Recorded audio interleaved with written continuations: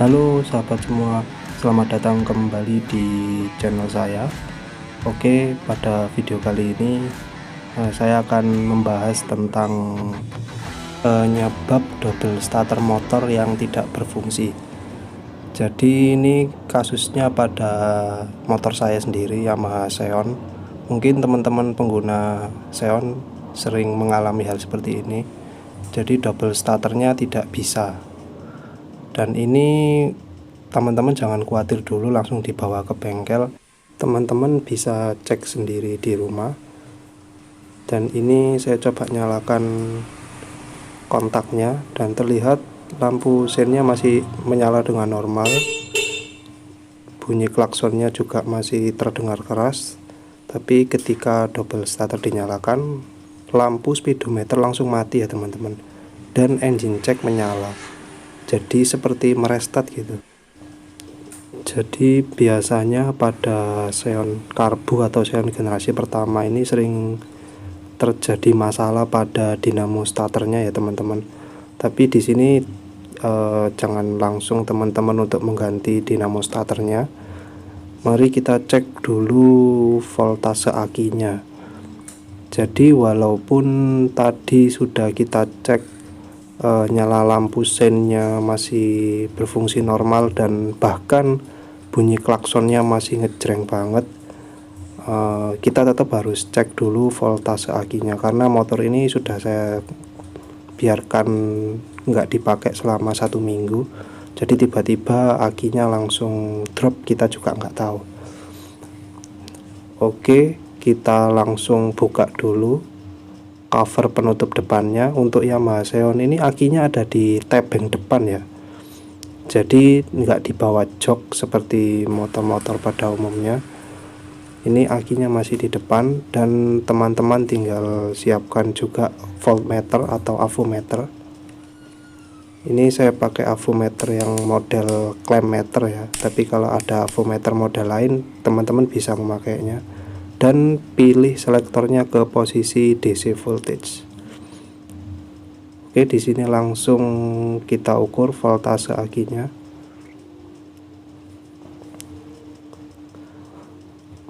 Untuk probe warna merah ke sisi positif dan probe warna hitam ke sisi negatif.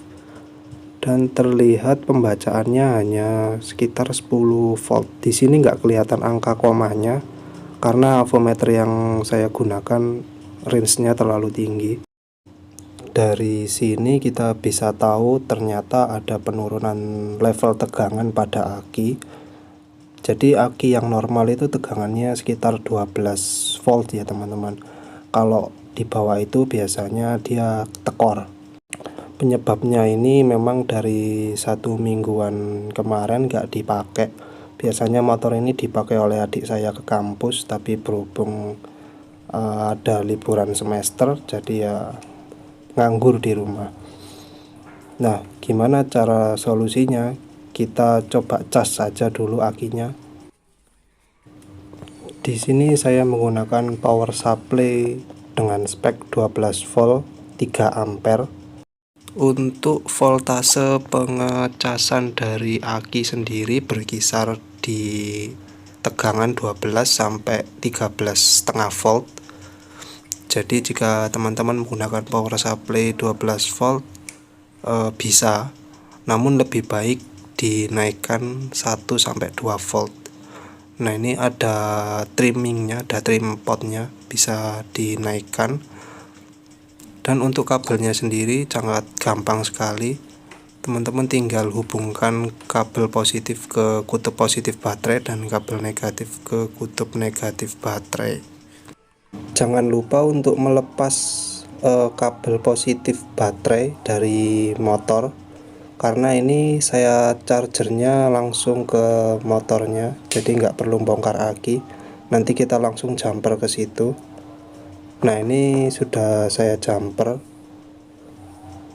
dan lampu indikator di power supply-nya langsung menyala ya, karena dia sebagai sumber, akinya sebagai sumber tegangan, karena belum kita tancapkan ke listrik.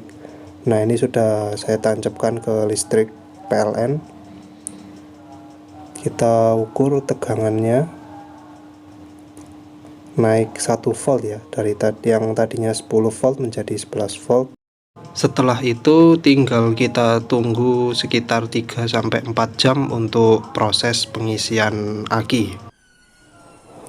Nah, ini sudah 3 jam berlalu. Kita coba ukur lagi tegangan dari akinya yang sedang dicas. Dan di sini terukur 12 volt, yang artinya aki sudah mulai terisi penuh. Langsung saja kita coba ya. Jangan lupa disambung lagi kabel kutub positif yang telah kita lepas tadi. Di sini langsung saja saya coba ya. Kita sudah nyalakan motornya dan ya, mesinnya langsung menyala ya teman-teman. Double starternya langsung bisa berfungsi. Jadi memang double starter ini butuh tegangan yang lebih besar atau butuh power yang besar dari aki.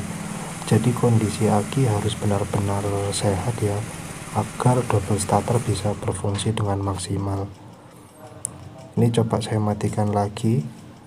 Kita coba nyalakan untuk kedua kalinya. Kita tekan tombol starter dan ya langsung nyala lagi ya teman-teman.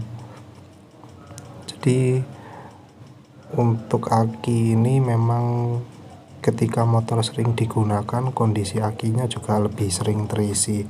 Jadi saran saya kalau teman-teman tidak menggunakan kendaraan dalam jangka waktu yang lama, lebih baik kabel akinya dilepas saja. Oke teman-teman, sampai di sini dulu video kali ini. Jika ada kekurangan silakan tulis di kolom komentar. Semoga bermanfaat. Sampai jumpa di video selanjutnya. Terima kasih.